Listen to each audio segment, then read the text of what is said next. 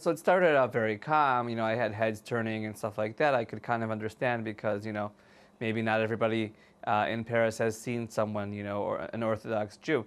But as time went on and the more I got closer to Muslim neighborhoods, it started getting very negative.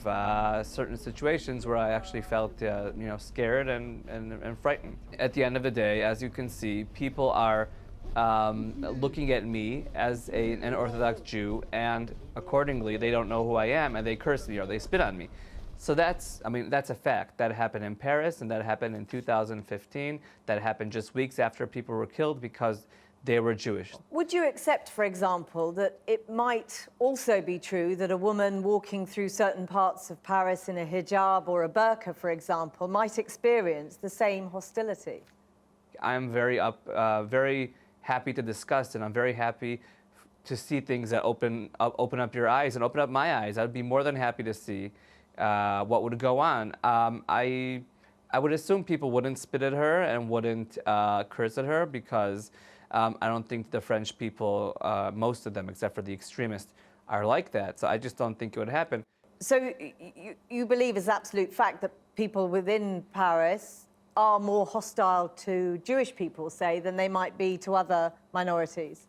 I think if we cut it would be down to the actual facts, there are Muslims in France and around Europe that have problems with Jews just because they are Jewish. But there are many Muslims. And that is a problem.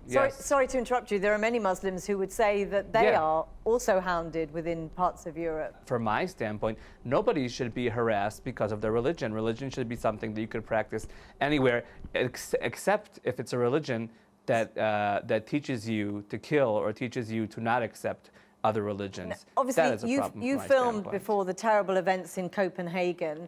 The Israeli Prime Minister Netanyahu says Jews in Europe should move to Israel. They're not welcome anymore. What do you think about that? As a Zionist, I am more than happy for Jews to move to Israel. I think that's what Zionism is. It's encouraging Jews to live in Israel and creating. We just created, a little bit more than 60 years ago, created a Jewish state here in Israel. But the question is, if the Jewish communities can't really guard themselves, then maybe it's time for them to look for something else. Just finally, as you say, you are a Zionist, you have a particular standpoint.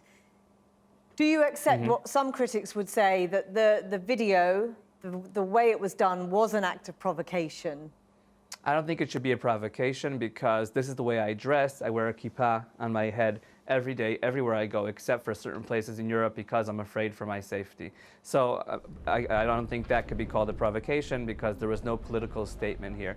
I wouldn't recommend my friends in Europe to walk around with this on their head because it's dangerous, and it doesn't represent the situation in France. It represents part of the situation in France, 100%. But it's condensing it into 90 seconds makes it incredibly powerful, though, doesn't it? I think that's why we got this attention, and I think anything that creates discussion is a positive thing. So, I see that as something positive that we're discussing this, and people are opening it to debate and try and understand what's going on and how the situation could be better. Because I think everybody agrees that there's a very big problem in France now. Just walk the streets of Paris, you'll understand it, you'll see it yourself. They're on red alert. They're afraid of another attack happening. So something has to be done. The question is what?